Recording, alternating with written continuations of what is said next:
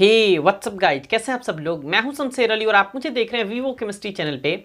इससे पहले हमने डायमैग्नेटिक और पैरामैग्नेटिक सब्सटेंस का 3 वीडियो हमने बना रखा है। 2 ट्रिक के अलग अलग ट्रिक के बारे में बता रखा है और एक वीडियो फुल कॉन्सेप्ट की है जिसका डिस्क्रिप्शन बॉक्स में आपको नीचे लिंक मिल जाएगा, वहां से आप उसको देख सकते हैं।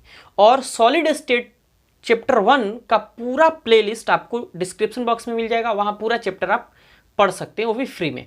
तो चलिए हम इस टॉपिक को देखते हैं। सबसे पहली बात यह है कि फेरोमैग्नेटिक सब्सटेंस कहते किसको है। तो अगर डिफिनीशन की बात करें तो कहेंगे कि वैसे सब्सटेंस यानी वैसे पदार्थ जिनके पास परमानेंट मैग्नेटिक प्रॉपर्टी होती है तथा जो चुंबकीय क्षेत्र में यानी मैग्नेटिक फील्ड में काफी स्ट्रांगली अट्रैक्ट होता है, काफी मजबूती से आकर्षित होता है, उसे हम लोग क्या कहते हैं, फेरो चुंबकीय पदार्थ यानी फेरोमैग्नेटिक सब्सटेंस कहते हैं। ये डिफिनीशन सिंपल सा होगा। आप example iron, cobalt, nickel, chromium oxide और आयरन ऑक्साइड का लिख सकते हैं।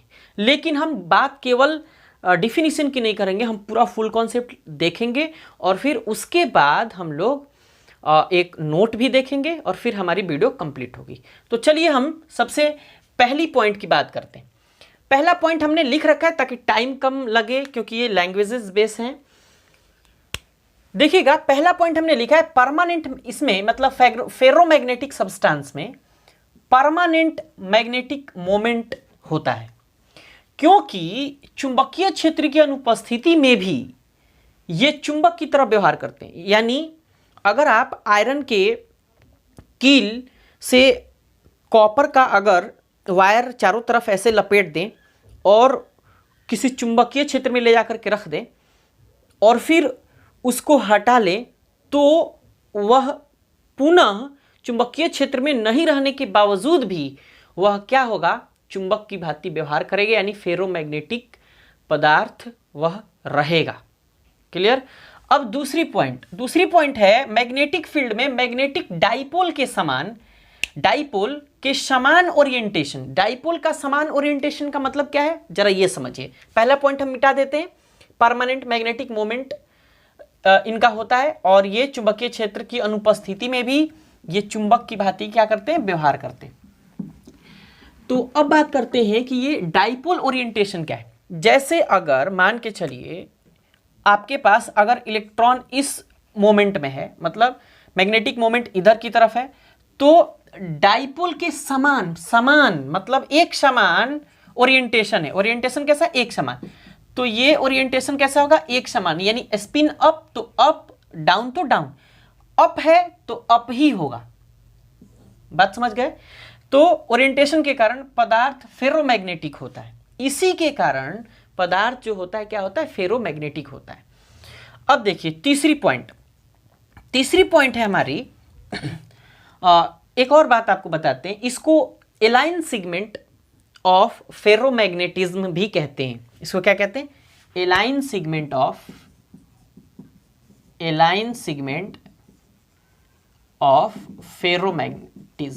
फेरोमैग्नेटिज्म। क्लियर। अब देखिए नेक्स्ट है मैग्नेटिक फील्ड में प्रबलता से आकर्षित होते हैं। मतलब जितने फेरोमैग्नेटिक सब्सटेंस हैं, लौह चुंबकीय पदार्थ हैं, वे सब के सब चुंबकीय क्षेत्र में काफी मजबूती से आकर्षित होते हैं एक दूसरे की तरफ। आगे की बात करते हैं, नोट, ये सबसे महत्वपूर्ण बात। मैग्नेटिक फील्ड में फेरोमैग्नेटिक सब्सटेंस यानी फेरो चुंबकीय पदार्थ के मेटल आयंस डोमेन का निर्माण करते हैं। क्या करते हैं, डोमेन का निर्माण करते हैं, जिसके कारण यह परमानेंट मैग्नेट का कार्य करता है। बिल्कुल परमानेंट। एक बार मैग्नेटिक फील्ड में ले जाने के बाद पुनः हटा लीजिए, फिर उसकी चुंबकीय गुण उसके पास ही रहती है। इस घटना को क्या कहते हैं, फेरोमैग्नेटिज्म कहते हैं। इसको आप लिख सकते हैं। इसके बहुत पॉपुलर एग्जाम्पल हैं। ये Fe3O4, ये आयरन का ऑक्साइड काफी इंपॉर्टेंट है, इसको आप इंपॉर्टेंट कर लीजिए। क्रोमियम ऑक्साइड, ये भी काफी ज्यादा इंपॉर्टेंट है। फेरस, निकेल, कोबाल्ट, ये जितने 5 एग्जाम्पल हमने लिखे हैं आपके बुक में, ये आयरन ऑक्साइड का ज्यादातर फेमस है, इसलिए आपके बुक में यही केवल होगा, हो सकता है और ज्यादा हो तो और बेहतर। लेकिन iron, nickel, cobalt, chromium oxide और फेरिक ऑक्साइड, ये 5 एग्जाम्पल काफी ज्यादा पॉपुलर हैं। इनको याद रखिएगा तो आपके लिए बहुत बेहतर है, जेई के लिए भी, नीट के लिए भी और बोर्ड लेवल एग्जाम के लिए भी। अब लास्ट नोट, इस टॉपिक का लास्ट नोट ये है कि क्रोमियम ऑक्साइड CrO2 का यूज फेरोमैग्नेटिज्म के कारण, ये फेरोमैग्नेटिज्म शो करता है, इसके कारण ऑडियो एंड वीडियो टेप में इसका यूज किया जाता है। ऑडियो टेप आपने देखा होगा, आपके ज़माने में तो बिल्कुल नहीं है, हम लोगों के ज़माने में होता था। स्टार्टिंग में कुछ दिनों तक चला, उसके बाद बंद हो गया। एक ऑडियो होता था, जेब में हम लोग रखते थे ऐसे, अगर मैं तो नहीं रख पाता था, हम लोग को मिलता ही नहीं था एक्चुअली, और जेब में बच्चे क्या करते, रखते थे और उससे गाना सुनते थे। ठीक है, तो ये ऑडियो टेप और वीडियो टेप में इसका इस्तेमाल किया जाता है क्योंकि ये फेरोमैग्नेटिज्म शो करता है। तो ये आपका फेरोमैग्नेटिक सब्सटेंस हुआ, पहले इसको लिख लीजिए। एंटी फेरोमैग्नेटिक देखने से पहले आप 2 नोट और लिख लें, और ये भी काफ़ी ज़्यादा इंपॉर्टेंट है। तो नोट नंबर 1 है, प्रत्येक फेरोमैग्नेटिक सब्सटेंस का नियत क्रिटिकल टेम्परेचर होता है।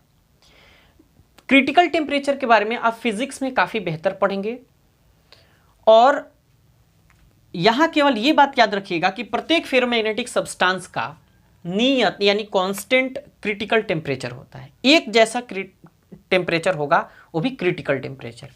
और दूसरा नोट ये है कि जिस फेरोमैग्नेटिक पदार्थ पर नियत क्रिटिकल टेम्परेचर नहीं होगा, यानी डिफरेंट होगा, नहीं होगा, उसे क्या कहेंगे, क्यूरी टेम्परेचर कहेंगे। क्या कहेंगे, क्यूरी टेम्परेचर, CURIE, और फिर टेम्परेचर।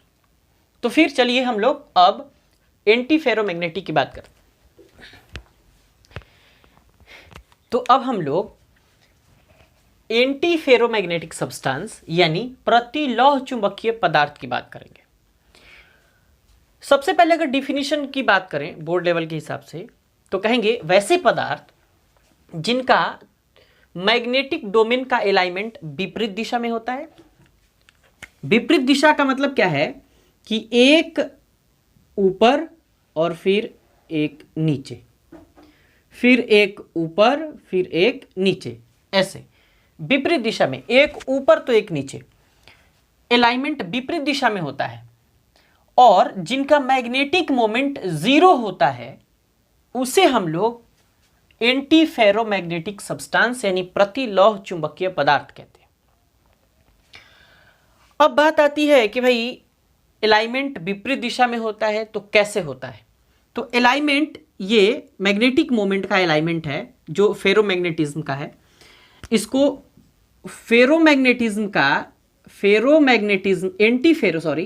एंटी फेरोमैग्नेटिज्म का ये मैग्नेटिक मोमेंट का अलाइनमेंट है, और ये हमेशा क्या होता है, एक पेयर में मौजूद होता है। कैसे, पेयर में, मतलब हमेशा जोड़ा में मौजूद होगा। तो एक स्पिन अप होता है तो दूसरा स्पिन डाउन होता है, क्योंकि विपरीत दिशा में है। तो जब एक स्पिन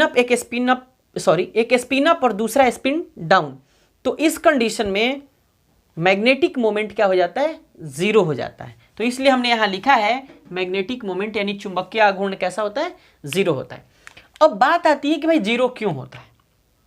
तो कहेंगे कि एंटी फेरोमैग्नेटिक पदार्थ के एटम या आयंस में अनपेयर्ड इलेक्ट्रॉन होते हुए भी इनका मैग्नेटिक मोमेंट 0 होता है, क्योंकि इनके पास समान संख्या में parallel and anti parallel magnetic dipole होते हैं। पैरेलल तो समझ गए। चलिए इसके अच्छे एग्जाम्पल जो काफी ज्यादा फेमस है, सबसे पहले हम फेमस एग्जाम्पल की बात करेंगे। फेमस एग्जाम्पल में MnO, MnO2 और फिर Mn2O3, ये 3 एग्जाम्पल इतने फेमस है कि घुमा के भी अगर पूछ दे तो आपको याद रहेगा, और याद रहते भी हैं, लोग बना के आते भी हैं, क्वेश्चन पूछे भी जाते हैं। तो MnO, V2O3, Cr2O3, Mn2O3, Fe2O3, Fe3O4 कहता है तो क्या होता है, फेरोमैग्नेटिक। लेकिन यहाँ Fe2O3 कर रहा है तो क्या होगा, एंटी फेरोमैग्नेटिक। तो ये इसके अच्छे एग्जाम्पल हैं। अब हम बात करेंगे इसके आगे फेरीमैग्नेटिक की। तो चलिए पहले आप इसको लिख लीजिए, फिर हम फेरी मैग्नेटिक की बात करते हैं। तो अब हम लोग फेरी मैग्नेटिक सब्सटेंस यानी फेरी चुंबकीय पदार्थ की बात करेंगे। सबसे पहले डिफिनेशन की बात करते हैं तो कहेंगे कि वैसे पदार्थ जिनमें मैग्नेटिक डाइपोल के असमान, कैसे असमान का मतलब है कि ये अगर एक स्पिन अप ऐसे ऊपर है तो 2 स्पिन डाउन, एक स्पिन अप तो 2 स्पिन डाउन, फिर एक स्पिन अप तो 2 स्पिन डाउन, फिर एक स्पिन अप तो 2 स्पिन डाउन, ऐसे असमान अलाइनमेंट के कारण ये क्या है, फेरी मैग्नेटिक सब्सटेंस के मैग्नेटिक डोमेन का ये अलाइनमेंट है।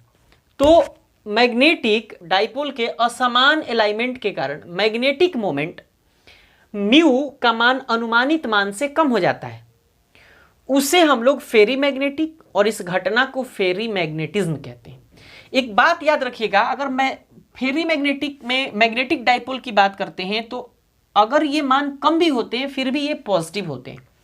कैसे, मतलब ये पॉजिटिव होते हैं क्योंकि एक अलाइनमेंट ऊपर है, 2 अलाइनमेंट नीचे है, फिर भी ये पॉजिटिव होते हैं, 0 कभी नहीं होता और 0 से कम कभी नहीं होता। अब एग्जाम्पल की बात करते हैं तो magnetite Fe3O4, metal ferrite, ferrite Fe2O4 को कहते हैं, ये एक रेडिकल है। मेटल की जगह मैग्नीशियम, जिंक, कॉपर कुछ भी आप रख सकते हैं। M का मतलब ये मेटल है। नोट लिखिएगा, गर्म करने पर फेरी मैग्नेटिक पदार्थ पैरामैग्नेटिक हो जाते हैं। मतलब अगर कोई पदार्थ फेरी मैग्नेटिज्म शो कर रहा है और उसको आपने हीट किया, गर्म किया, तो वह पैरामैग्नेटिज्म शो करने लगता है, और फिर उसको आप ठंडा करते हैं तो फिर से वो फेरी मैग्नेटिज्म शो करने लगता है। तो ये सॉलिड स्टेट केमिस्ट्री की ये लास्ट वीडियो थी, और इस चैप्टर को हमने अपने तरीके से बखूबी आपके साथ हमने शेयर किया है।